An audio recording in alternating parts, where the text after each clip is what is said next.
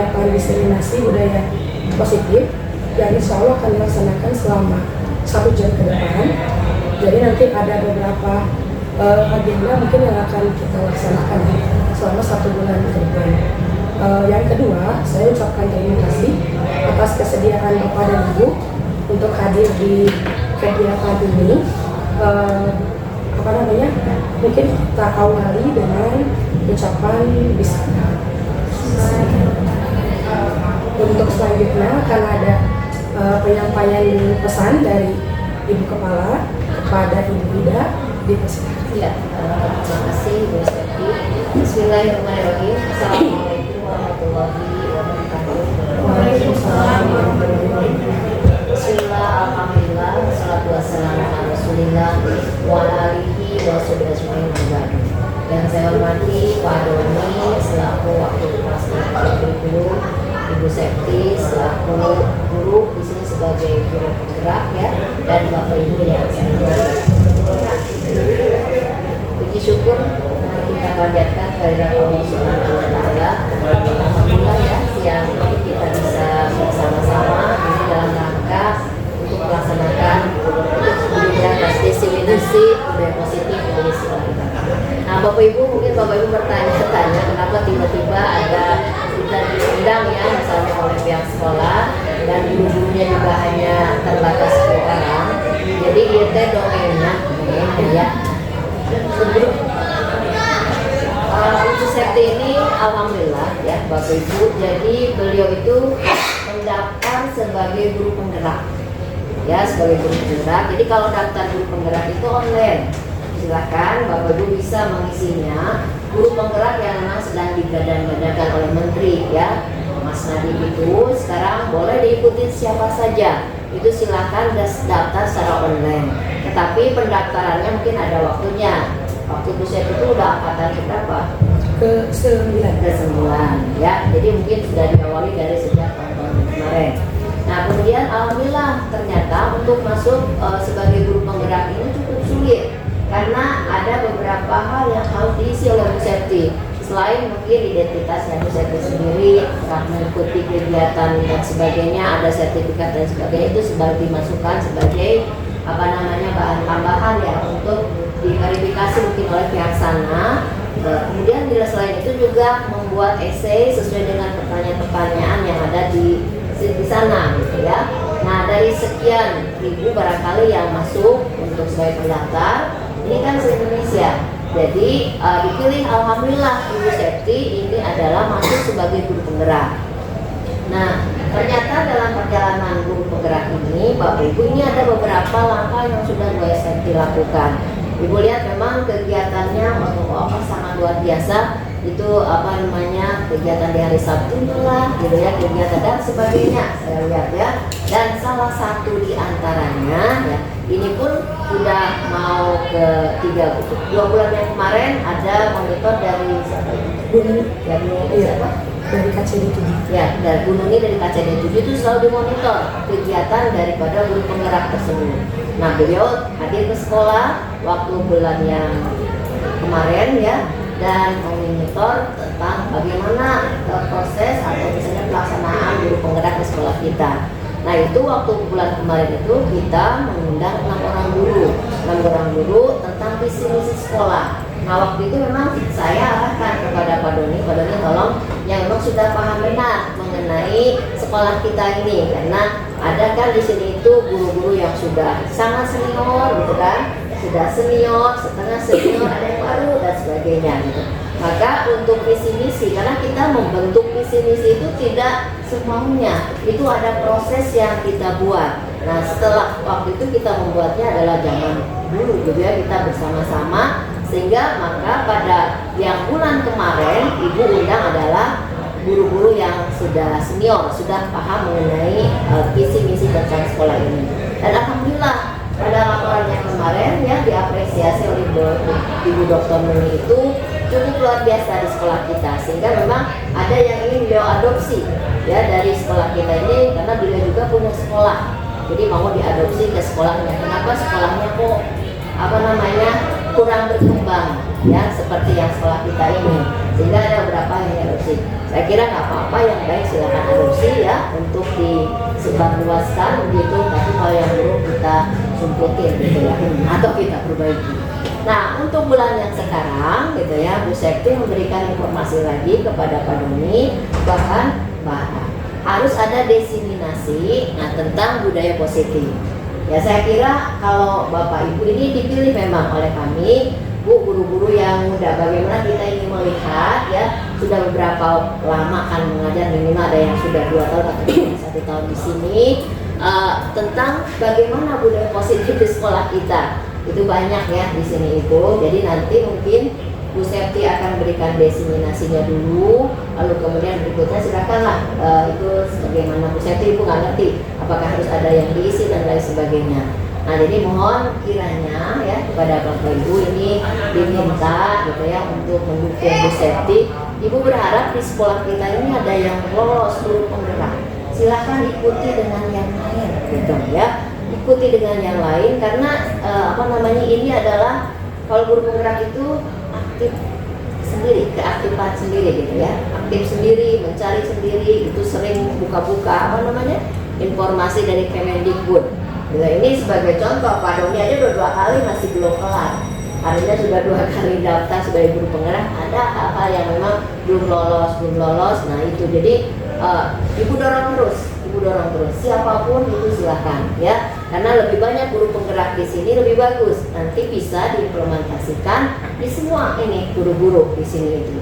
Jadi sekolah ini harus terus maju ya dengan orang-orang yang muda yang punya karakter bagus ya, yang mencintai sekolah ini.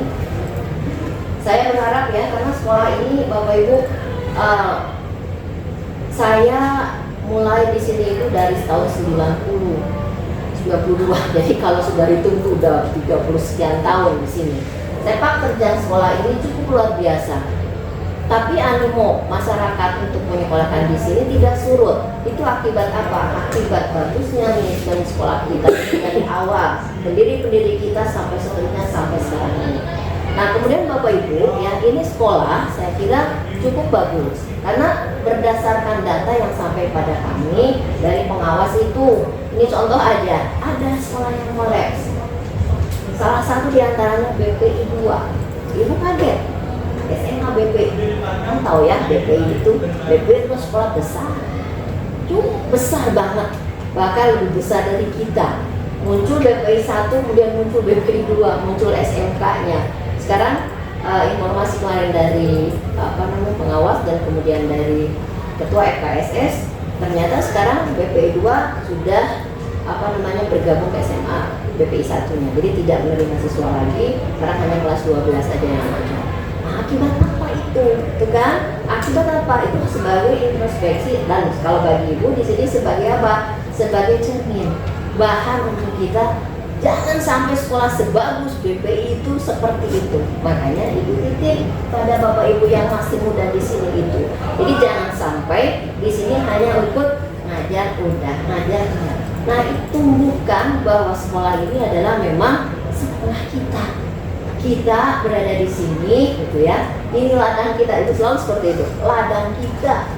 Ladang itu bisa subur kalau kita menyiraminya. Kalau kita udah menanam, menyiram terus gitu ya. Nah, akan terus maju. Saya kira akan terus maju kalau memang kita punya visi misi yang sama, sepakat dalam hati kita semua akan melakukan sekolah ini. Jadi titip ya kepada anak yang muda ini gitu.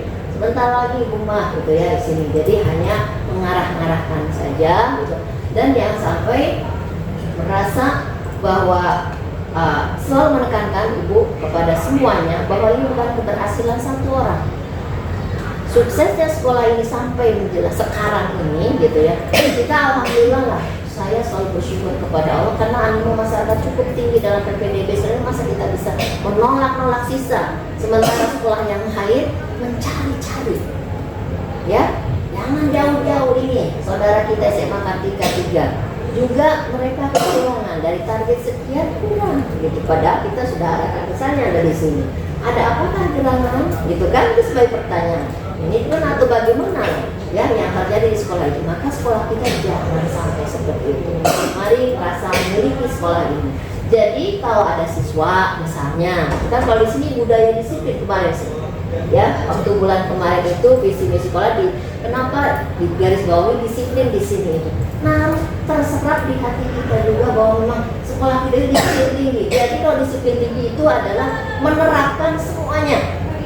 Nah kita di sini sebagai contohnya, ya sebagai contohnya kita tegurlah siswa kalau tidak sesuai dengan aturan yang ada. Jangan ragu, mereka tidak tahu ini guru baru, ini guru lama, nggak tahu anak-anak, nggak tahu. Pokoknya kamu tidak sesuai pakai dengan yang kita kemukakan pada siswa dengan bahasa yang komunikatif, yang enak. Kenapa? Zaman sekarang itu beda. Sekarang serba medsos, serba di-upload, semuanya, segala macam sesuatu yang tidak sesuai dengan hati. Sekarang kan banyak muncul. Ya kan, beberapa ya minggu ke belakang kan ibu baca juga gitu ya, ada katanya guru agama ya PAI yang disuruh menyuruh anaknya sholat malahan diadukan kepada pihak kepolisian. Nah itu kan kalau kita lihat masa sih kan gitu, masa sih, mungkin cara gitu kan, cara menyuruhnya ya Pak. Nah itu, jadi kalau kita caranya bagus, komunikatif misalnya, dan kemudian juga kita bisa, oh iya memang beginilah, atau macam anak sekolah sekarang. Karena dulu zaman ibu sekolah mah anak dilolok-lolokkan, oh itu kan ada kolam ya di sana yang kecil itu. Berarti nggak tahu nggak yang di depan pasar itu? E3. Nah E3 ada kan yang segede gitu. Dulu diisi air gitu. Lalu budak itu dilalak-lalakkan.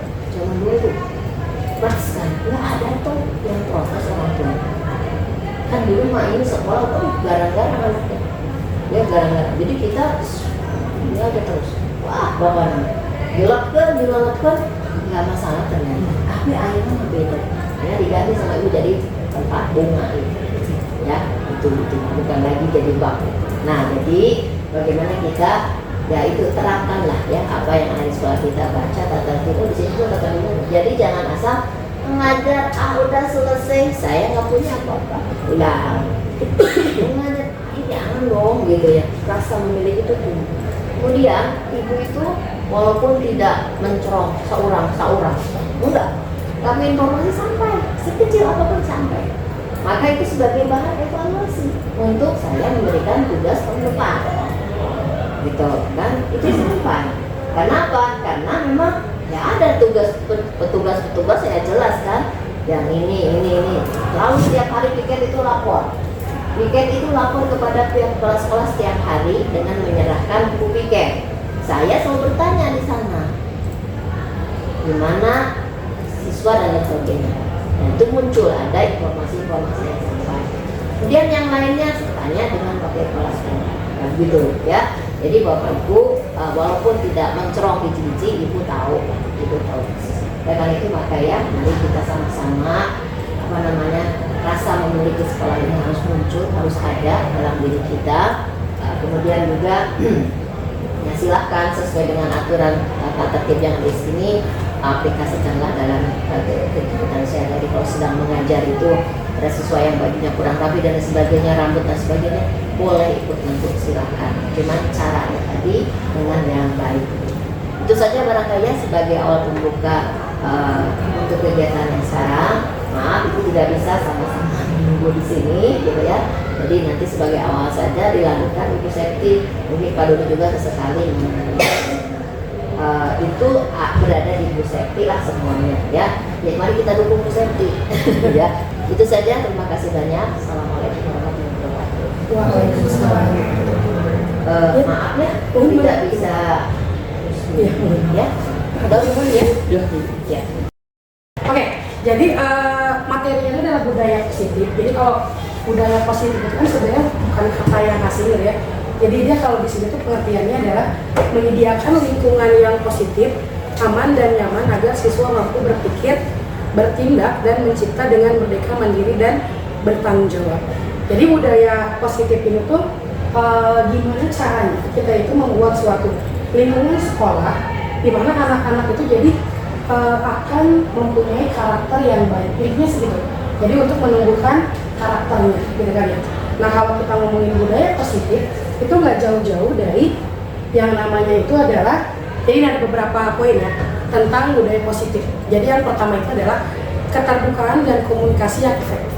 Maksudnya dari semua stakeholder yang ada di sekolah. Jadi apakah itu guru dengan guru, guru dengan siswa, guru dengan wali kelas, sebenarnya itu harus ada komunikasi. Jadi kalau dengan komunikasi segala sesuatu itu akan berjalan dengan lancar. Itu kan di komunikasi.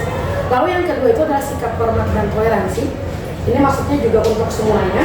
Apakah itu siswa atau guru itu sikapnya harus seperti apa gitu ya.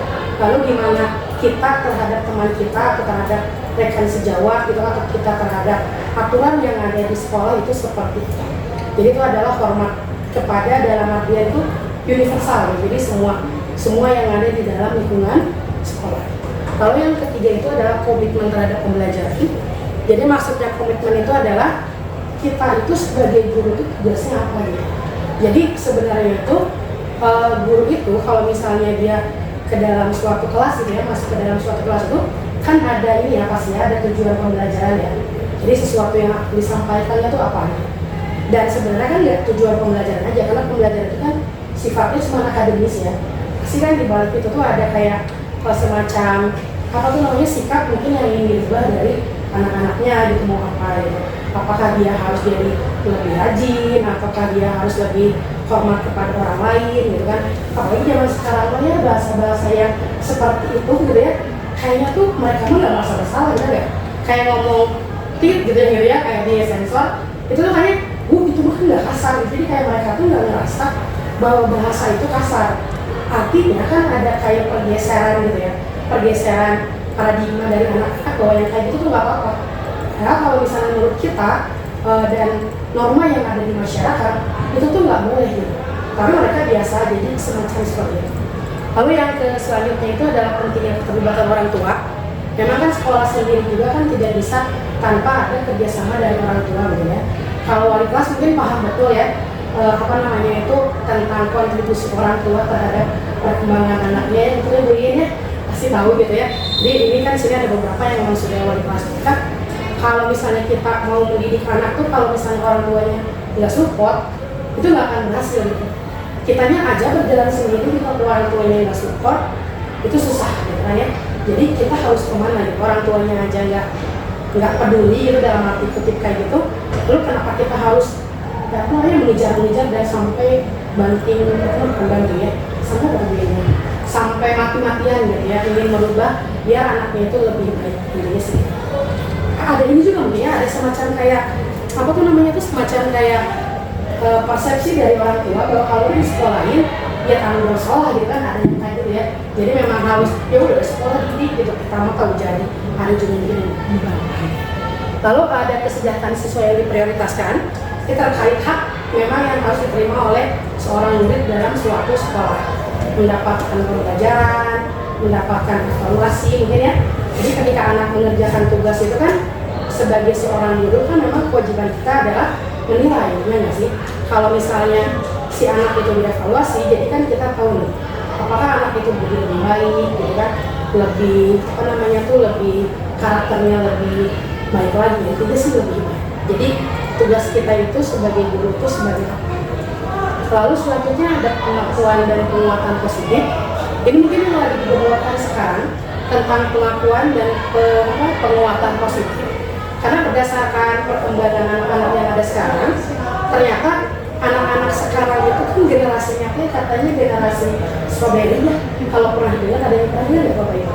Jadi generasi strawberry itu apa ya? Ada yang tahu? Jadi generasi strawberry itu lembek gitu, ditekan sedikit jeper gitu ya. Jadi mereka jadi kayak gampang nangis gitu, gampang tertekan gitu.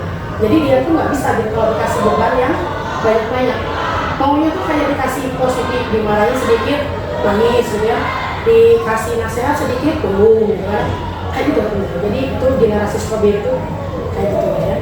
Lalu ada budaya inovasi dan pembelajaran terus-menerus. Ini mungkin penting dalam suatu sekolah, karena kalau kita lihat perkembangan teknologi yang ada sekarang, kalau kita nggak terus berinovasi dan melakukan sesuatu yang baru, pasti ketinggalan. Kalau misalnya guru itu tidak berinovasi, pasti murid-murid itu akan lebih sengih daripada kita. dan selalu kayak gitu. Saya merasa kalau sekarang tuh saya bisa ngikutin gitu anak-anak itu, oh ngerti lah ya permainan apa yang ada di anak-anak, apa namanya itu aplikasi apa yang sering dimain, masih nyambung gitu. Kan saya nggak tahu 5 tahun yang akan datang apakah saya masih bisa ngikutin atau enggak gitu. Tergantung kitanya apakah mau gitu ngikutin atau enggak gitu. Kayak gitu. Lalu yang kesembilan itu adalah kemandirian dan tanggung jawab pribadi. Ini mungkin lebih kepada seorang yang ada dalam satu lingkungan sekolah itu harus tanggung jawab terhadap tugas mereka sendiri. Jadi kalau misalnya siswa nih, tugasnya apa ya tanggung jawab. Tugasnya apa? Tugasnya belajar. Lalu kalau misalnya guru, tugasnya apa? Ya tugasnya mengajar gitu kan. Jadi mengajar itu adalah tugas yang utama sebenarnya.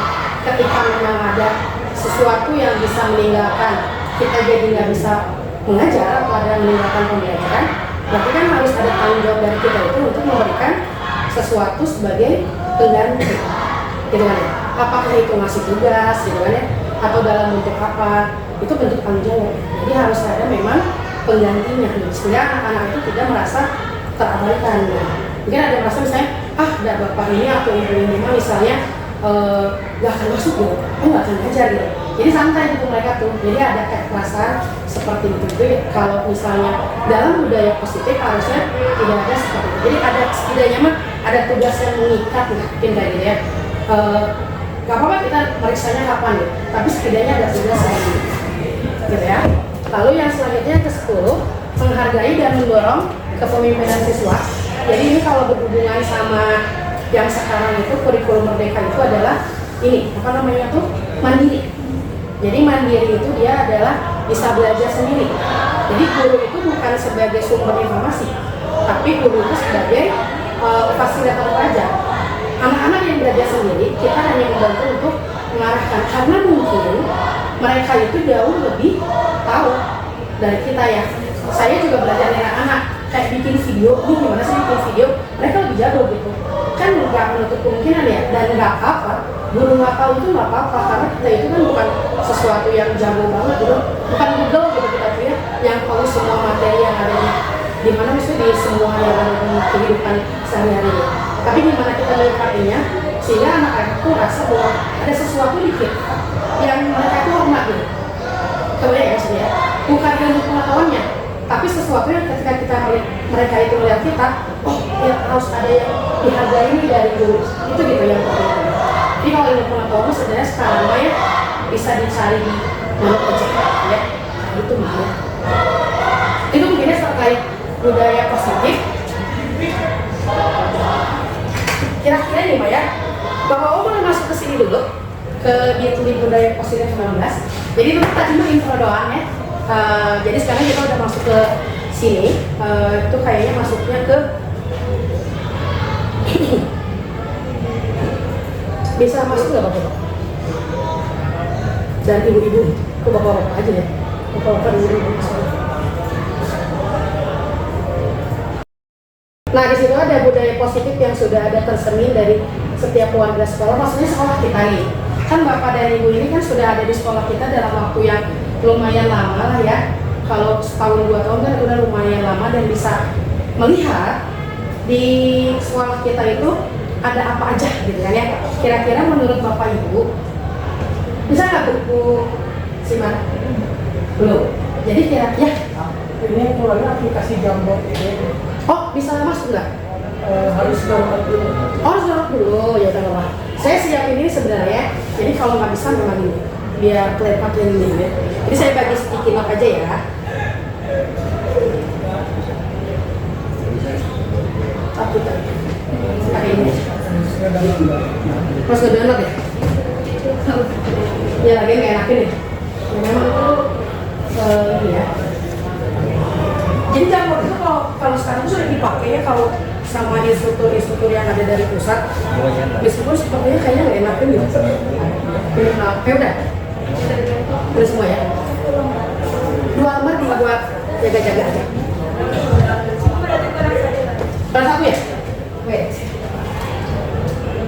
Jadi tolong dituliskan ya, budaya positif yang menurut Bapak Ibu sudah ada di sekolah kita nih ya. Kan bisa mungkin ya bisa apa namanya tuh bisa memperhatikan gitu ya yang digunakan.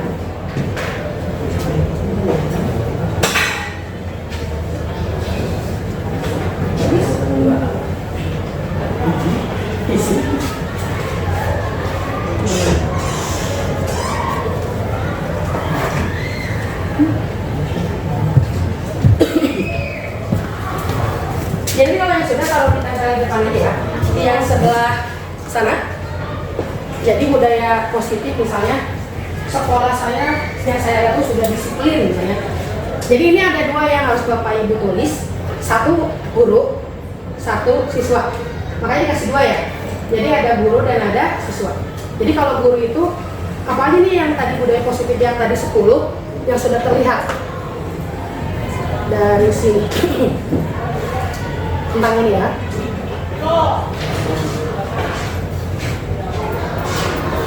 Lalu kalau siswa itu budaya positif apa juga yang sudah terlihat, gitu ya. Silakan. Kalau sudah boleh langsung ditempel di sebelah sana.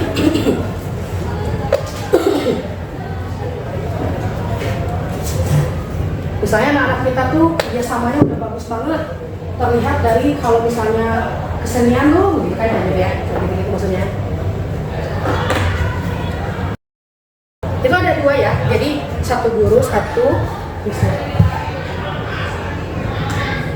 Guru tambah sini.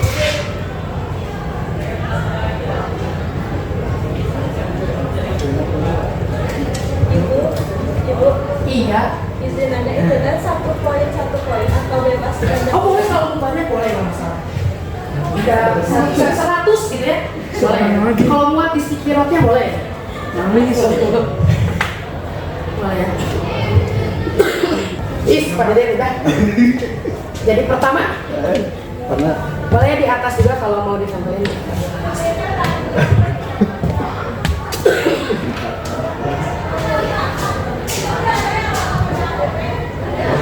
Udah, enggak Pak? Tempel aja Pak langsung Pak. Silahkan. Winda udah? Oh, belum. Baru 2 hari ya kayaknya ya. Nggak kan bisa kelihatan ya Winda ya.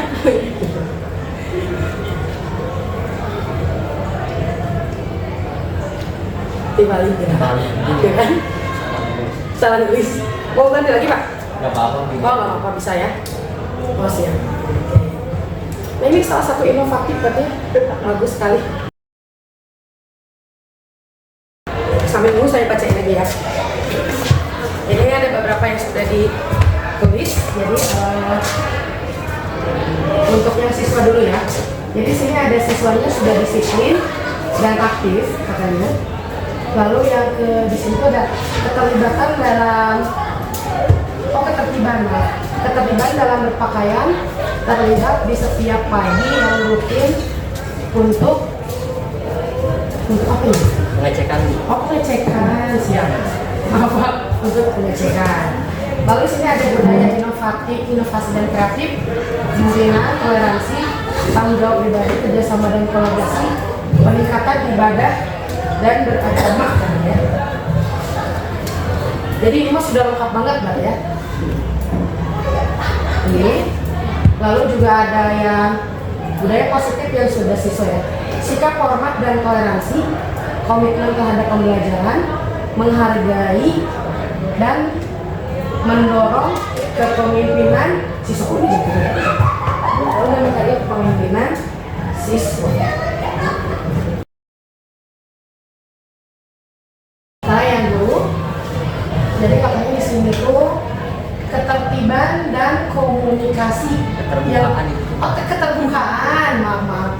Keterbukaan dan komunikasi yang sudah efektif terlihat antara wali kelas, guru, mapel, dan BK ya kan. Itu. Lalu ada budaya inovasi, kesejahteraan siswa menjadi prioritas, mendorong kepemimpinan mungkin yang dari sini juga ya. Lalu yang di sini mampu menjadi pemimpin gitu ya, kolaboratif sama inovatif. Rata-rata sih sama ya. Jadi kalau saya bikin kesimpulan itu terkait dengan inovasi, lalu ada kerjasama, lalu ada tenggang rasa juga, Dan kalau misalnya lihat sih udah sesuai dengan yang tadi kita bicarakan gitu ya. Berarti alhamdulillah berarti sekolah kita itu sudah berbudaya positif gitu kan ya. Itu berdasarkan siapa? Berdasarkan bapak dan ibu gitu ya. Satu. Ya mana Bu? Oke, tadi ini udah ya. Jadi ini mau boleh Bu? Lagi teh. Oke. Jadi ini disiplin positif. Kalau tadi budaya positif, kalau yang ini disiplin positif. Kira-kira ada yang mau ngasih pendapat nggak? Atau ada yang tahu nggak disiplin positif itu hubungannya sama yang tadi apa? Kira-kira. Ini intronya.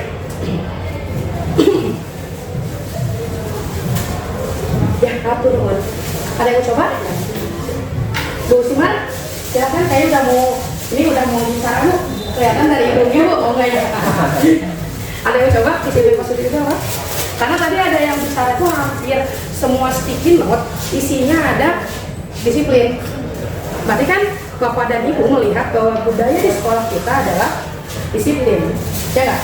Cuma dikasih kata positif. Kira-kira apa arti disiplin positif? Oh, sukanya yang itu ya? Ya. Mau coba deh. Boleh, silakan Bapak. Kayaknya setahu saya di sini itu mungkin kayak lebih konsisten sih. Kalau berbudaya positifnya kan mungkin budaya positifnya yang 10 tadi. Nah disiplin itu kayak harus konsisten dalam melaksanakan hal tersebut. Oke, makasih ya. Jadi untuk menuju budaya gitu, berarti ada sikap yang harus disiplin gitu maksudnya ya. Dimana disiplin itu adalah komitmen terhadap 10 poin yang tadi. Iya betul sekali Pak. Itu seputar itu memang. Ada yang lain nggak yang mau ngasih pendapat? Tapi yang tadi juga udah betul sebenarnya. Atau setuju? Pak Irfan nih kayaknya, Pak Irfan nih bukan ya? Gimana Pak Irfan? Versi PKN mungkin. Oh masih PKI ya kan? Biasanya lebih ini ya kata-katanya ya kan kita mau eksak ya kan eksak mah beda gitu. Silakan Pak Irfan. Izin untuk mengemukakan pendapat terkait disiplin positif. Kalau menurut saya pribadi, hal yang menyangkut disiplin positif ini merupakan salah satu indikator yang untuk terjadinya budaya positif itu sendiri. Maka kita sebagai salah satu penduduk yang ada di sekolah, penduduk itu kan bukan cuma siswa guru, tapi yang di sini ada masyarakat dan lain sebagainya. Menurut saya harus menjunjung tinggi apa yang dikatakan disiplin positif, di mana disiplin positif ini kan membangun motivasi terhadap diri sendiri serta diri sendiri dan motivasi untuk orang lain pula. Nah di sini kan ada motivasi eksternal. Betul. Untuk mendisiplinkan dirinya. Nah, kalau misalkan itu harus dilaksanakan terhadap siswa pula oleh guru. Jadi bagaimana kita menerapkan disiplin, bukan menerapkan, menerapkan disiplin positif terhadap diri kita dan siswa. Oh ya, jadi kalau diri kita mungkin internalnya, tapi kita juga menjadi faktor motivasi eksternal untuk muridnya ya. Karena kan siswa juga kan kadang-kadang kalau internal doang nggak cukup gitu ya, butuh ada dorongan kayaknya tuh ya, butuh ada sesuatu dari luar yang memaksa kayaknya kan proses sama gitu ya. Ya, Cip, terima kasih Pak Irfan. Jadi berhubungan sama motivasinya. Kalau tadi Pak Faris berhubungan dengan yang harus adanya dulu nih sebelum si budaya positifnya, gitu kan? Itu kayaknya sudah mulai ya, sudah mewakili mungkin atau ibu-ibu ada mau menambahkan atau sama? Oh, setuju, oke. Nanti ada waktunya ibu-ibu ya. Oke, lanjut ya. Jadi ini, oke. Kita mau ngomongin disiplin positif. Jadi gini ya, kan disiplin positif itu tadi kan untuk menuju ke budaya positif. Memang disiplin positif sama budaya positif itu nggak bisa dipisahin gitu ya. Itu tuh memang sesuatu yang memang harus berjalan secara bersama. Cuman masalahnya adalah kalau kita ngomongin anak-anak zaman sekarang, disiplin itu tuh beda buat mereka mungkin. Jadi karena tadi mereka itu adalah generasi strawberry, karena mereka itu kan karakter kita tuh ada di mana ya? Coba Bu Yin di mana Bu Yin? Ada generasi Y atau generasi Z sama juga, Gen Z juga. Oh iya. Kalau saya si Z ya, bareng lah sama kayak anak-anak nggak ya. Jadi mungkin ini umur-umurnya kalau sekarang tuh generasinya di anak-anak kita itu berarti Gen Z ya. kalau anak-anak dari kelas 10 sampai kelas 12 itu adalah generasi Z. Memang kalau karakteristik generasi Z itu dia ini ada karakteristiknya, beberapanya tuh diantaranya itu adalah tech savvy gitu kan, jadi mereka kan penggemar teknologi gitu. Jadi teknologi itu nggak bisa dipisahin kalau dari anak-anak sekarang. Internet itu adalah sesuatu yang lahir bersama mereka gitu lah ya. Ibaratnya kan kalau kita mah lahir di peralihan antara teknologi lama sama teknologi baru. Jadi belum terlalu mahir banget. Kalau mereka tuh udah lahir bersama teknologi, bahkan mungkin dari kecil juga udah megang handphone gitu. Main game itu mereka udah biasa. Lalu menghargai perbedaan karena memang itu ke dunianya adalah internet, jadi informasinya dari mana-mana. Jadi mereka lebih wawasannya lebih luas gitu. Jadi ada perbedaan apa aja yang di sekitar dunia tuh mereka lebih tahu.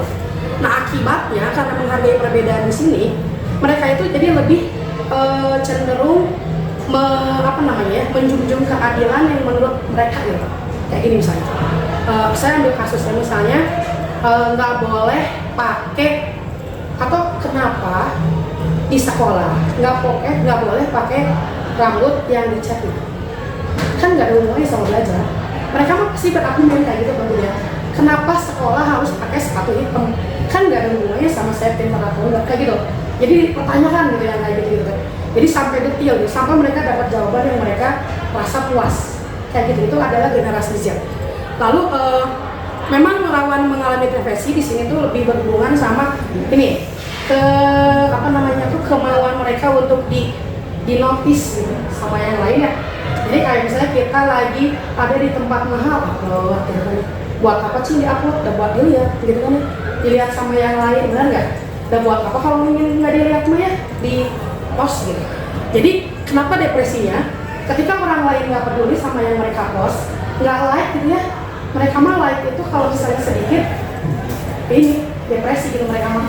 Ini nggak ada yang like gitu kan, padahal kan nggak ketemu gitu orang yang like gitu ya. Kalau buat kita mah gitu, depresi gitu gitu. Lalu dia Gen Z itu fokus dan berkomitmen jika dirasa berguna yang tadi. Jadi kalau nggak ada gunanya, kan nggak ada hubungannya gitu ya. Kayak saya kalau di wali kelas di BK itu nanyain kayak rambut gondrong, gua tuh rambut gondrong, mau kena naon gitu kan ya. Kayak gitu deh, dipertanyakan gitu yang kayak gitu. Itu Gen Z kayak gitu ya. Jadi disiplin positifnya agak lumayan berat kalau misalnya sekarang itu mau diterapkan kayak gini. Nah, tapi kalau misalnya tadi kalau kata Pak Irfan itu berhubungan sama motivasi ya, Irfan ya. Jadi kalau kita ngomongin motivasi, kenapa siswa mau menaati peraturan? Itu ada 3 alasan. Yang pertama, untuk menghindari ketidaknyamanan atau hukuman. Itu pasti yang pertama ya. Itu yang paling rendah loh. Mereka takut dihukum, takut dikeluarin, takut di SP. Itu motivasi yang paling rendah. Lalu yang kedua, untuk mendapatkan imbalan atau penghargaan. Jadi kayak diakui gitu, oh kamu pintar banget, kamu mah hebat banget, atau dikasih hadiah beng-beng gitu. Kayak gitu mereka senang banget. Itu adalah motivasi yang kedua. Lalu yang ketiga, ini motivasi yang paling tinggi, untuk menjadi orang yang mereka inginkan dan menghargai diri sendiri dengan nilai-nilai yang mereka, PPKN banget. Apa gitu ya disebutnya itu kan, pokoknya kalau ada PPKN itu nilai-nilai gitu ya, itu di nomor 3. Dan kalau menurut Bapak Ibu, di antara 1, 2, dan 3, anak-anak kita banyaknya yang mana? Nomor 1, nomor 2, atau nomor 3? Iya, nomor 1 memang. Mereka mah kalau nggak dipaksa, nggak dimarahin, nggak dihukum, nggak akan nurut. Itu tuh kan masalah sebenarnya ya. Kenapa masalah? Karena mereka itu akan ngikutin aturan sepanjang ada itu tadi hukuman tadi. Kalau mereka udah keluar dari situ, apa yang mereka lakukan? Ya akan. Jadi bukan motivasi dari dirinya sendiri, itu yang akan kita ubah. Jadi itu yang akan kita ubah untuk beberapa mulai dari sekarang. Begitu ya. Nah, saya tuh ingin ngecek ya. Jadi apakah Bapak Ibu pernah dengar pengertian hukuman sama konsekuensi? Beda nggak? Apa bedanya? Kalau hukuman mah dia dihukum, kalau konsekuensi mah dia kayaknya ngerti gitu. Kalau dia ngerti apa, konsekuensinya seperti apa. Kalau hukuman? Kalau hukuman dia dipaksa. Dipaksa. Ya benar ya. Jadi kalau hukuman mah rata-rata memang terpaksa ya. Dan kalau konsekuensi itu akibat dari apa yang dia lakukan. Oke, betul. Resikonya kayak gitu ya. Nah, kita mau bicara itu ada beberapa kasus akan saya tunjukin. Bapak Ibu tinggal memilih apakah itu konsekuensi atau hukuman. Gitu aja ya, tinggal kita lihat. Coba mudah-mudahan bisa dibuka ya. Kadang-kadang teknologi itu masalah banget ya kayaknya.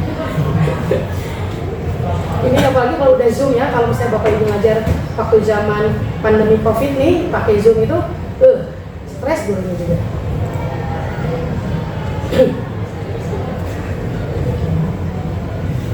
Oke, kita lihat. Mungkin Bapak Ibu bisa masuk ke Google ya. Nanti di Google itu ada masuk ke kahoot.it. Tinggal masuk aja ya, itu nggak harus di download kalau ini. Lalu masukkan si PIN-nya 7306096. Nah, ada Pak Fahrul. Kalau perlu kasih nama aja ya, biar tahu nih nanti ada yang menang ini dapat hadiah. Hadiahnya dari teh. Nah, ya. Ini ada hadiahnya. Ini Bu Rita udah. Harusnya ada berapa orang ya? 7, 8, 9, 10 ya, ada 10 orang. 1, 2, 3, 4, 5, 6, 7, baru 7 orang. Pak Ayi udah. Pak Deden belum ya Pak Deden? Pak Deden belum. Terus. Satu lagi ya? Nah, ini jadi saya. Musiman? Oh lagi, oke. Nah, alhamdulillah. Kita mulai ya. Oke.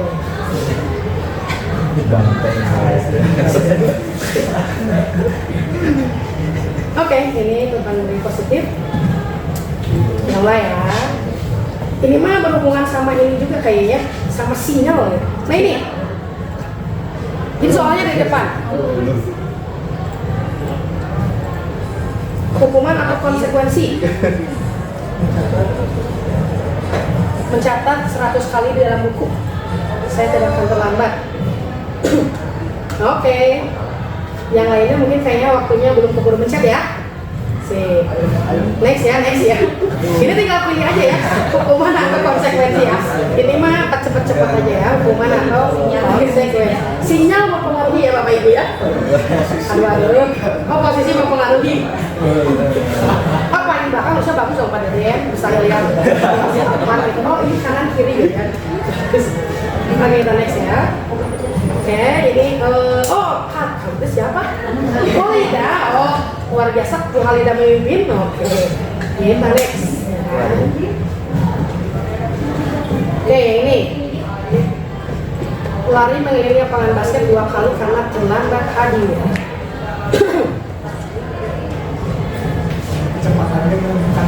Oh iya dong.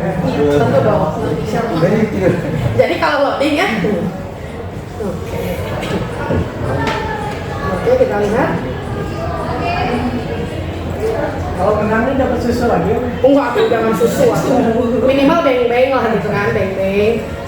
Oke, 8 orang betul ini ya. Lumayan dari yang tadi 1 orang masih belum mengisi. Kayaknya loading ini ya, kayaknya sinyal ini ya. Kita next. Oke. Aduh, Bu Halida masih memimpin ini ya. Bu Fahrul mulai menyusul ini ya. Kita next. Oke. Ini pertanyaan ketiga. Membersihkan coretan yang dibuatnya di meja tulis. Jadi dia nyoret-nyoret meja tulis, harus membersihkan gitu. Disuruh membersihkan.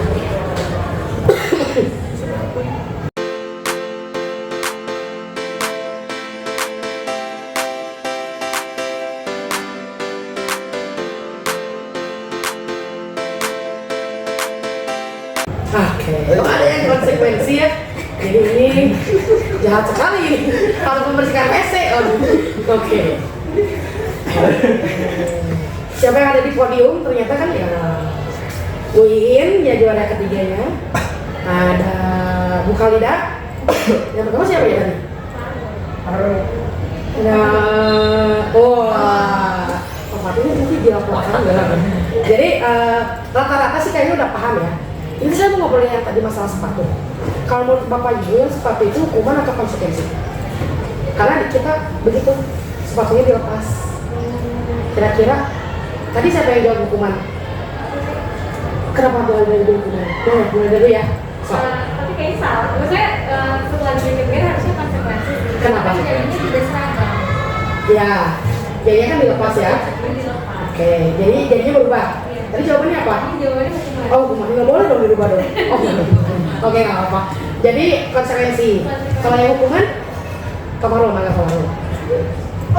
Dikatakan hukuman karena sudah ada dalam kitab kan ada peraturan jadi sebuah satu hal yang dikenakan hukuman ketika ada aturan melanggar kan aturan yang dilanggar misalnya dia nggak pakai sabuk terus Yes. disuruh buat apa buat buka sepatu gitu. Nah itu kan adalah satu hukuman Tertulis. udah ada aturannya salah satunya aturan tertulisnya di dalam buku sabuknya. Nah, jadi dia karena memang hukuman itu dari pengertian hukumannya adalah kalau misalnya dia melanggar si aturan itu, maka dia akan dihukum sesuai yang dilanggar. Ya.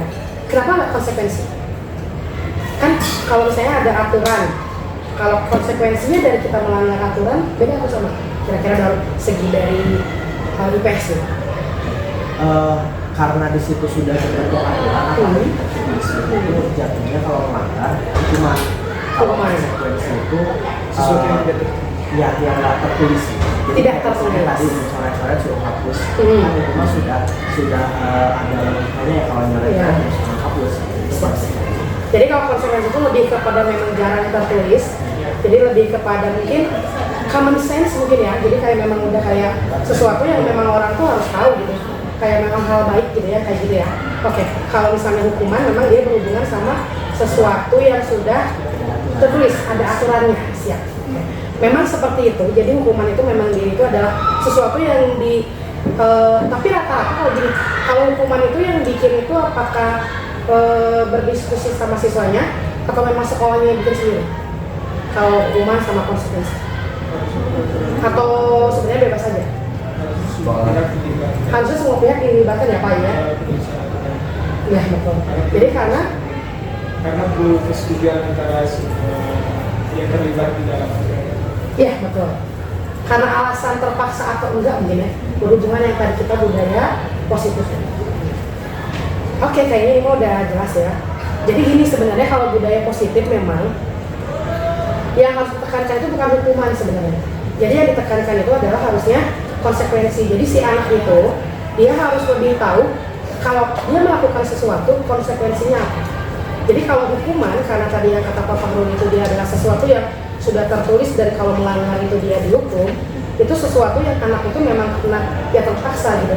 Jadi bukan motivasi kalau kata Pak Irfan tadi itu motivasi intrinsik dari dianya sendiri gitu ya untuk mengikuti itu. Jadi dalam budaya positif yang lebih tekankan adalah terkait dengan konsekuensi. Jadi anak-anak itu tahu nih konsekuensinya apa. Itu yang kedua ya. Jadi penguatan dari segi konsekuensi. Gitu. Kita lanjut ya. Ini kayaknya dikit lagi. Kita lihat.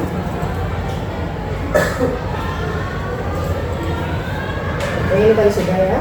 Jadi tujuan disiplin positif itu untuk menanamkan motivasi yang tadi kan kepada siswa kita agar mereka menjadi orang-orang yang mereka inginkan dan menghargai diri sendiri yang tadi konsekuensi. Jadi dia kalau salah dia tahu apa yang harus dia lakukan dengan nilai-nilai yang mereka percaya. Jadi kalau konsekuensi karena tidak tertulis berarti kan sesuatu yang dipercaya dong, ya nggak? Karena nggak ada aturan yang jelas, bukan aturan jelas, aturan yang tertulis gitu ya, tersirat gitu, tersirat tersurat ya, soal bahasa Indonesia ya. Jadi aturan yang tertulis gitu, jadi dia memang apa tuh namanya tuh keyakinan diri mungkin ya terhadap si konsekuensi yang tadi kita bahas. Jadi motivasi ini berasal dari siswa internal yang tadi sehingga akan berdampak jangka panjang. Jadi ini tujuan itu agar berdampak jangka panjang ketika mereka itu sudah ada di masyarakat. Jadi ya, itu jadi tidak akan terpengaruh adanya hukuman dan hadiah tadi ya yang aturan tadi. Ini mungkin beberapa contoh ya, ini mah sebenarnya simpulan dari yang tadi, yang sticky note. Jadi memberikan penguat positif, menjaga kesabaran. Kan guru mah memang harus sabar ya, harus empati. Mungkin kalau kita bicara mungkin ambil kasus kelas yang mungkin hari ini. Kalau kita ngomongin Rifa mungkin ya, kalau Rifa itu kan beda ya, dia kan berkebutuhan khusus gitu. Kalau saya lihat, jadi Oh langsung telepon temannya. Emang fans clubnya ini nomor one anggotanya, ketuanya kayaknya teh semua semuanya. Gitu ya Pak Aris ya? Apa ya gitu? Sorry. Jadi itu kan kalau nggak sama kesabaran dan empati itu sulit banget gimana sebagai seorang wali kelas mungkin berdiskusi sama teman-temannya yang lain agar bisa memahami Rifat gitu ya. Jadi itu memang butuh butuh sesuatu yang dilakukan gitu, lebih keras gitu. Lalu menjaga konsistensi. Tadi udah ngomongin konsistensi itu siapa ya saya? Pak Irfan ya? Konsistensi gitu ya. Harus konsisten sama keteraturan. Lalu ada menjadi teladan. Teladan itu mungkin tadi sudah dibahas sama Bu Nada ya. Memang kalau misalnya siswanya mau jujur ya kitanya harus jujur dulu. Kalau siswanya mau disiplin kitanya juga harus disiplin gitu. Itu mah kayak gitu kan memang sudah sudah kebanyakan dalam lingkungan bersekolah itu seperti ini. Jadi anak-anak memang melihat apa yang kita lakukan. Jadi itu sebagai contoh. Jadi digugu dan ditiru katanya, bagi saya mengambil dari orang lain aja ya. Jadi guru itu adalah digugu dan ditiru. Ya. Jadi kitanya juga harus mulai dari diri sendiri. Kalau ada pengaturan harapan yang jelas, ini berhubungan dengan keyakinan kelas. Ya. Jadi mendefinisikan ekspektasi dan aturan kelas dengan jelas sejak awal. Jadi memang anak-anak tuh tahu sebenarnya ada konsekuensi di dalam kelas itu seperti apa. Jadi saya bisa skip ya ini ya. Nah ini visi sekolah. Ini tadi yang Ibu Ida bahas gitu ya. Terwujudnya sekolah yang religius, unggul, disiplin, inovatif, dan berbudaya lingkungan. Sekolah kita itu terkenalnya karena disiplin, betul. Kalau saya tuh ngajar di sini udah 13 tahun gitu ya. Saya banyak ngajar di sekolah-sekolah lain dulu, kan masih muda gitu ya. Jadi masih cari-cari yang memang lebih gitu ya. Saya ngajar di SD pernah, SMP, SMK, terakhir gue SMK. Memang lingkungannya tuh nggak kayak di KC kalau yang saya rasain ya. Jadi kalau misalnya ada, saya masukin Duvira itu, saya ajak ke sekolah ini. Emang di KC itu ada apa? Saya cerita ini di KC itu ada gimana. Kalau saya emang rasanya di KC itu kayak nyaman. Nyamannya itu lingkungan teman-temannya itu nggak se-ekstrim kalau di sekolah lain. Kalau Bapak Ibu udah pernah ngajar di sekolah lain mungkin boleh cerita ya. Kalau saya rasanya gitu. Kalau apalagi sekolah negeri itu sikutnya tuh parah banget. Sekolah swasta yang notabene gajinya gede banget itu parah banget. Saya pernah ngajar di sekolah swasta tuh kalau dibandingin gaji mah gede di sana gitu. Tapi saya nggak nyaman lah di sekolah itu gitu karena memang kayak apa ya, jadi guru tuh kudu berjuang bersaing gitu ya untuk mencari muka gitu kompetitif banget gitu ya, muka saya tuh di mana gitu kan, jadi harusnya gitu kayak hilang gitu kan di sekolah itu, jadi kayak gitu lah. Jadi itu apa ya, kalau kata saya mah lingkungannya budaya positifnya kurang. Perasaan saya itu mah ya menurut saya. Makanya saya ngerasa bahwa di sekolah itu kali ini gitu paling lumayan dibandingin dengan sekolah-sekolah yang lain. Bapak Ibu merasakan ya, kalau ke guru-guru yang baru juga kan guru-guru yang udah lama juga kan nggak gimana kan, malah diajak ngobrol. Ya nggak boleh kan, bukan bisa perkenalan kan ya. Itu kan salah satu bentuk sayang gitu ya. Dia main dikit mas seperti itu. Jadi budayanya sudah bagus, disiplin tadi ya yang ditekankan. Makanya kenapa mau dibikin di sekolah kita banyak gitu.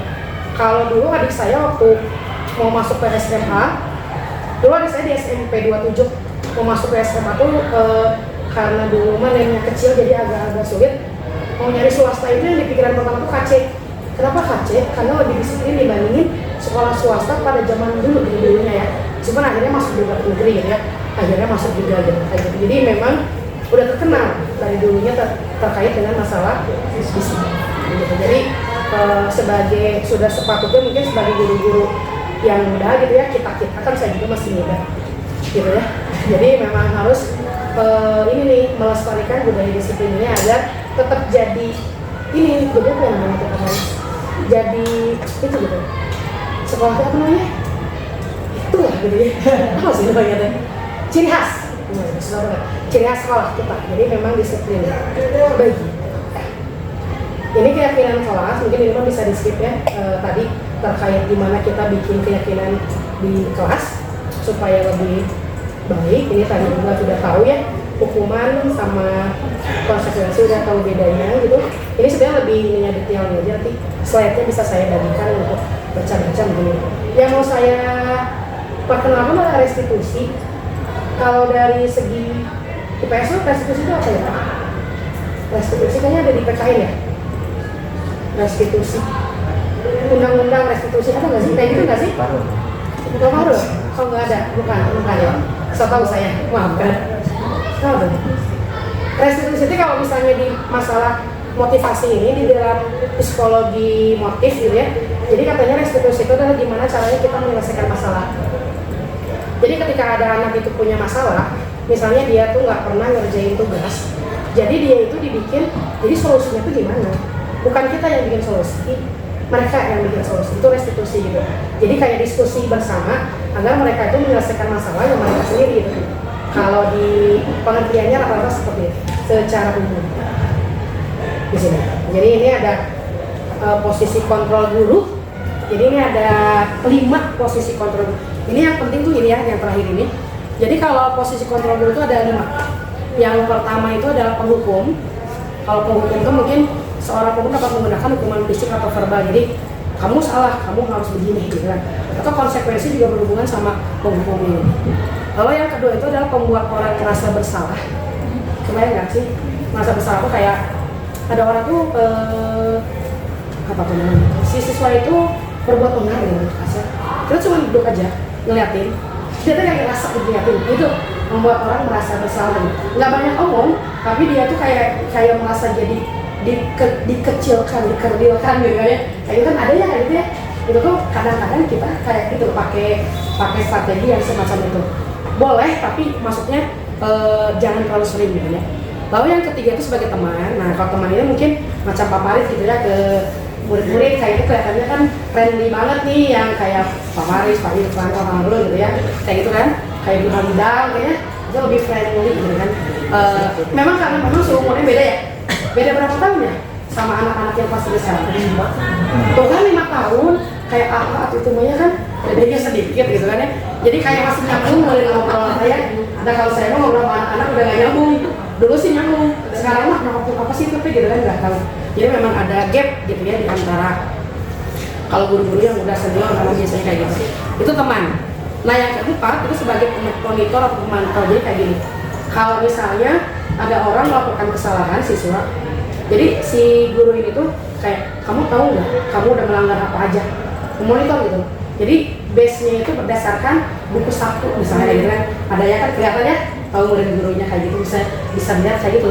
Ini nih kamu tata tertib yang dilanggar nih, ini. Nah itu maksudnya pemantau. Gitu. Jadi dia memperlihatkan bahwa dia tuh salah berdasarkan aturan yang ada di sekolah, itu pemantau. Nah kalau manajer itu adalah yang paling tinggi. Jadi dia itu adalah merupakan posisi mentor. Jadi di mana guru berbuat bersama dengan murid, mengajak siswa mempertanggungjawabkan perilakunya. Nah ini kan jadi lebih tinggi gitu si levelnya tuh. Jadi mendukung siswa menemukan solusi yang tadi, restitusi yang tadi. Jadi atas permasalahan sendiri kayak gitu ya. Jadi kalau misalnya kamu tahu kan kamu udah berbuat salah ya, misalnya apa yang kamu lakukan, kok saya nggak ngerjain tugas, apa aja nggak dikerjain misalnya mata pelajaran ini. Nah, sekarang jadi kamu mau gimana kan kayak gitu ya. Datangnya dari mereka gitu.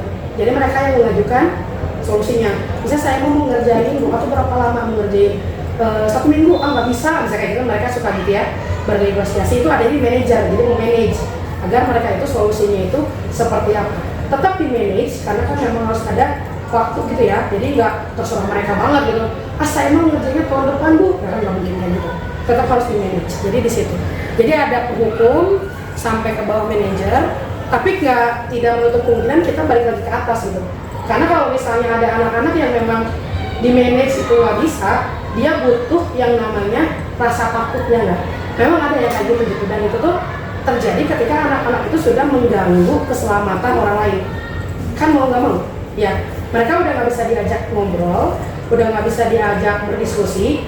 Mereka mah udah kayak memang butuh penanganan khusus. Makanya akan masuk ke nomor 1 gitu. Jadi itu bisa bolak-balik sebenarnya. Cuman yang paling bagus kalau bisa yang nomor 5 begitu.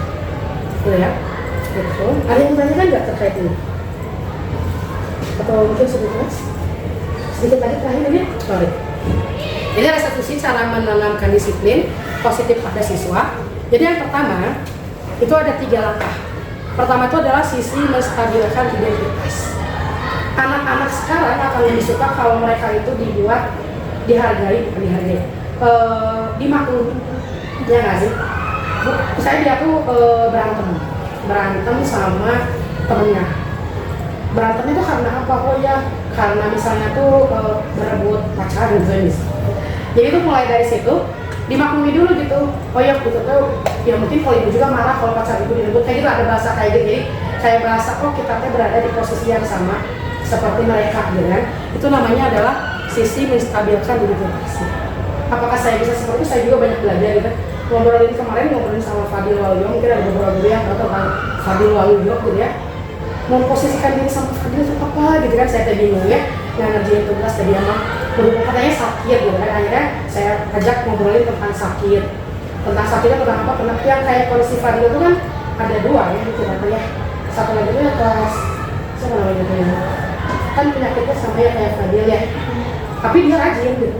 Kenapa dia enggak Fadil, kenapa dia bisa Fadil enggak? Kayak gitu diajaknya ke sisi itunya, karena alasan Fadil Waluyo adalah sakit. Dia itu nggak bisa ngerjain karena pusing. Itu sih alasannya. Terlepas memang karena malas sebenarnya kan. Tapi itu harus kayak dipahami dulu, dibikin sama dulu gitu, itu yang memang rada lumayan. Lalu yang kedua itu adalah sisi validasi tindakan yang sama. Baru setelah dia merasa bahwa oh ternyata guru itu sama nih kayak aku, baru divalidasi. Kegiatan kayak apa namanya itu aktivitas atau sikap kayak gitu tuh boleh, tapi gitu kan ada tapinya ya. Kenapa itu jadi nggak boleh gitu kan ya? Apakah dia mengganggu kenyamanan orang lain? Apakah dia jadinya melanggar peraturan? Oh, peraturan nggak boleh dilanggar kan jadi panjang banget misalnya, tapi tetap harus ada validasi dulu gitu. Setelah mereka merasa nyaman, merasa sama dengan kita, baru divalidasi. Gitu kan itu ngobrol gini jatuhnya. Lalu yang terakhir baru adalah sisi restitusi yang tadi. Jadi restitusi itu adalah mencari solusinya gitu. Setelah mereka merasa nyaman, baru mencari solusinya. Gitu ya? Mungkin itu mah kayak saya sharing aja. Karena saya juga mencoba menerapkan itu lumayan sulit gitu ya. Kenapa lumayan sulit? Karena saya nggak tahu kalimat pemancingnya tuh harus gimana gitu. Dan kalau kita ngobrol, ujung-ujungnya saya marah gitu. Ujung-ujungnya saya jadi terbawa emosi, itu tuh yang sulit gitu. Jadi menjaga si emosinya itu agar tetap kita tuh tetap netral gitu. Itu lumayan butuh latihan. Dan nggak cukup dengan sekali melakukan ini kita langsung jadi ahli banget, enggak gitu. Saya juga masih tetap belajar, tapi berhubungan sama anak-anak zaman sekarang tuh memang seperti jadi ya ada yang tanyain terkait posisi kontrol dan ini cara menanamkan disiplin positif. Nggak ada. Ini kan harusnya udah selesai dari tadi, cuma memang kepake 30 menit kan tadi sama Bu Rida, 3 dulu. Terakhir ini ada tugas, bukan tugas nih. Ini tugasnya gampang. Nah ini kita menganalisis dulu ya. Setelah ini nanti selesai, mungkin kita tulis dulu di sticky note yang tadi ya, baru ya. Kayaknya ini karena ada mudah, saya kasih 4 ya. Jadi satu pertanyaan untuk satu sticky note, satu pertanyaan, satu sticky note. Boleh dibaca dulu ya.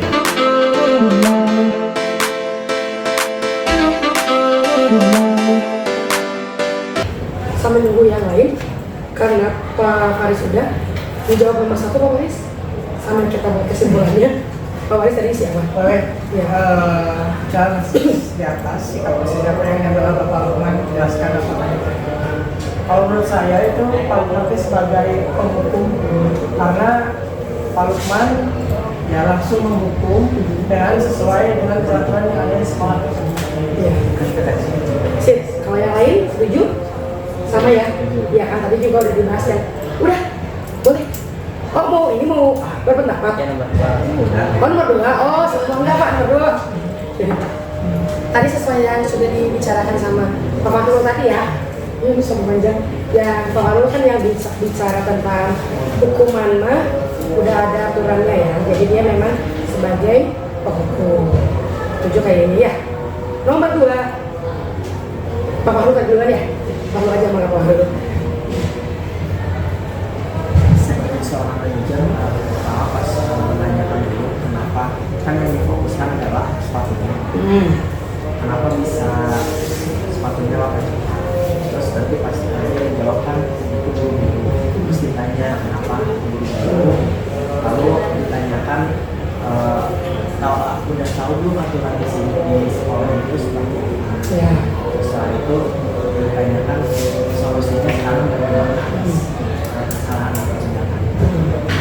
Ya, betul. Udah memang sudah sesuai dengan sebagai seorang manajer gitu ya. Jadi mungkin nanti bisa ditambahkan juga mungkin apakah dia mungkin bisa digrepin gitu kan, kayak gitu kan juga boleh. Karena kita juga sudah melakukan itu sebenarnya kalau yang pikirnya ya kan kayak anak-anak, kalau sepatunya digrepin boleh nggak sepatunya diambil lagi kan kayak gitu ya sekalian kayak gitu. Berarti memang kita tuh sudah membuat posisi kita sebagai manajer gitu, ada solusinya. Atau misalnya contoh mah ini mungkin ya Pak Polisi kan tiket ya, kalau nggak pakai apa tuh yang ini nggak pakai atribut ya, mereka gimana pun mau beli kan, udah beli beda itu sama mereka misalnya atau gimana kan udah itu kan kayak manajer, berarti kan ada solusi ya. Jadi mereka tidak apa namanya tuh tidak apa tuh tidak merasa bahwa kalau udah salah ya udah salah aja gitu, jadi nggak ada kesempatan untuk ngobrol lagi gitu ya. Nah nomor 34 berarti ibu-ibu ya, tadi kan 1, 2 bapak-bapak. Mangga nomor 3 siapa yang mau? Oh iya kayaknya belum kedengar suaranya ya. Sekarang nulis. Oh masih nulis. Bu Halida berarti Bu Halida mana Bu Halida? Nomor 3 Nilai kebajikan. nilai kebajikan. Nilai kebajikan. Yang ini tuh soal Ya jadi kenapa sih sepatunya teh harus hitam gitu? Kenapa? Sebenarnya nilai kebajikannya untuk menghindari diskriminasi sosial ya. Karena kalau misalnya beda, warna kan pasti ada yang merasa inferior atau superior gitu. Kalau dia udah sepatunya lebih bagus atau dia sepatunya kok jelek banget gitu kan, ada diskriminasi bisa ada ya. Betul. Untuk menghindari itu, jadi dibuat aturan biar seragam dan setara. Jadi memang tujuan utamanya itu ya, biar kebersamaan juga gitu ya. Jadi orang-orang yang memang dia punya kemampuan lebih mungkin kan pakai sepatu mahal baru bisa sombong gitu. Ya tetap aja warnanya juga yang mahal. Karena beda ya, tapi setidaknya bentuknya sama lah ya. Kalau dari jauh tuh nggak kelihatan mencolok banget. Tapi betul untuk apa namanya itu nilai kebajikannya itu adalah kebersamaan, kesetaraan. Ada lagi nggak selain kebersamaan dan kesetaraan kira-kira? Kenapa harus estetika? Jadi sama gitu ya kan? Kelihatannya tuh jadi apa? Rapih ya. Jadi kayak ada identitas anak sekolah ya, benar. Ada lagi nggak selain itu? Disiplin, benar. Karena dia akan menaati aturan. Karena kan kalau ngomongin kayak gitu tuh di masyarakat mah aturannya tertulis atau enggak ya? Dari masyarakat enggak ya? Jadi kalau itu kayak latihan bahwa cara mengikuti aturan itu kayak gimana? Karena di masyarakat mah akan lebih kejam lagi kan ya, si konsekuensinya. Nomor 4 terakhir siapa? Boleh? Mangga minta. Iya. Jadi kan sikapnya bagaimana untuk menyikapi apa yang sudah dilakukan oleh kalian. Jadi harusnya itu saat mungkin tadi seperti yang sudah dijelaskan ya. Harusnya itu ditanya dulu kan solusi apa yang bisa diberikan oleh siswanya untuk mempertanggungjawabkan apa yang tadi rasakan. Jadi jangan langsung kayak menghakimi dulu ya, karena kan di situ juga disebutnya memberikan apa ya efek jadi malu gitu jika siswanya malu buat keluar karena merasa beda dari yang lain. Terus ya itu sih inti dari poinnya itu, kita tuh harus sebagai guru menanyakan solusi apa yang bisa diberikan oleh siswa kepada perilaku yang telah dia lakukan. Siap. Jadi memang harusnya sih ada pertanyaan dulu ya, jadi nggak langsung apa namanya tuh di-cut gitu ya. Jadi setidaknya ada kesempatan. Dan kita lanjut ke slide berikutnya. Alhamdulillah sudah beres, jadi terima kasih gitu ya. Jadi mudah-mudahan hari ini memang bisa ada sesuatu yang dipetik gitu ya, pembelajaran dari hari ini. Kalau ada salah-salah kata memang itu pada dari saya gitu. Jadi mohon dimaafkan. Yang baik-baiknya bisa diambil, mungkinnya bisa dipakai gitu kalau nanti dalam pembelajaran. Kalau yang ada salah mohon dilupakan. Terus sama yang tadi, nanti saya minta ini aja mungkin ya buat pengisian absen tadi itu ya. Terima kasih atas kehadiran